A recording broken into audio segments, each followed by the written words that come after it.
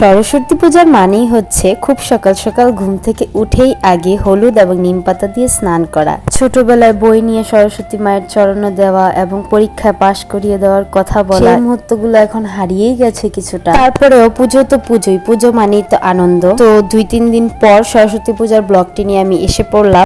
Hello everyone, নমস্কার সবাইকে। টানা 3-4 দিন যাবত বাইরে থাকা হচ্ছে, জাস্ট ভিডিও করা হচ্ছে, কোনো ব্লগ এডিট করা হয়নি। আজকে সময় পেয়ে ব্লগটা এডিট করলাম। ভিডিওগুলোতে সরস্বতী পূজার প্রথম দিন যাওয়ার মুহূর্তগুলো রয়েছে। দাউদকান্দি জেলার গৌরীপুরে এই পূজাটি অনুষ্ঠিত হয়েছিল। মহাকাল সংঘ নামে একটি সংগঠন থেকে এই পূজার আয়োজনটি অনুষ্ঠিত করা হয়েছিল। আমাদের বাসা থেকে তেমন দূরে না, তাই জন্য আমি সন্ধ্যায় গিয়েছিলাম, আবার রাতে ওই বাসায় থেকে গিয়েছিলাম। এই তো জয়িতা এসেই কাকাইদের কোলে উঠে পড়েছে। এবার সরস্বতী পূজার ডেকোরেশনটা খুবই সুন্দর হয়েছিল এবং সেখানে সাংস্কৃতিক অনুষ্ঠানেরও আয়োজন করা হয়েছিল।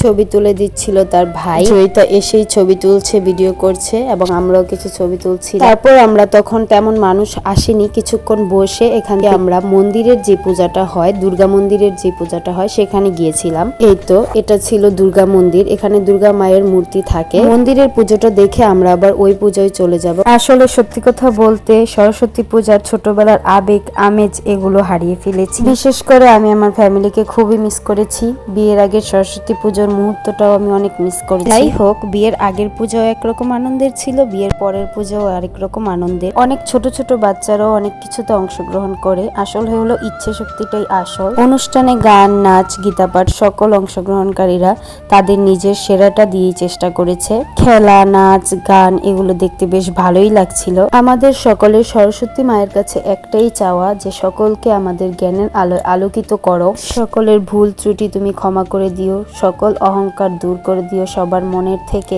শান্তি দিও। মা বিনা পানির আশীর্বাদ থাকুক আমাদের সকলের উপর, সকলের মাথার উপর যেন মায়ের হাতটা থাকে। এইটুকুই আমার মা সরস্বতীর কাছে চাওয়া। সরস্বতী পূজার আনন্দ আবেগ আসলেই ভিন্ন রকম। এক এক পূজার এক এক নিয়ম নীতি। সত্যি কথা বলতে আমি হিন্দু হয়ে জন্মগ্রহণ করে আমি গর্বিত। ওকে, সবশেষে একটাই কথা, সরস্বতী পূজার ব্লগটা সবার কাছে কেমন লাগলো? সবার ভালো লাগলে লাইক, কমেন্ট, শেয়ার করে দিবেন আর একটু সাপোর্ট করবেন সবাই, যাতে আরো নতুন নতুন ভিডিও আসতে পারে। ভালো থাকবেন সবাই, নমস্কার সবাইকে।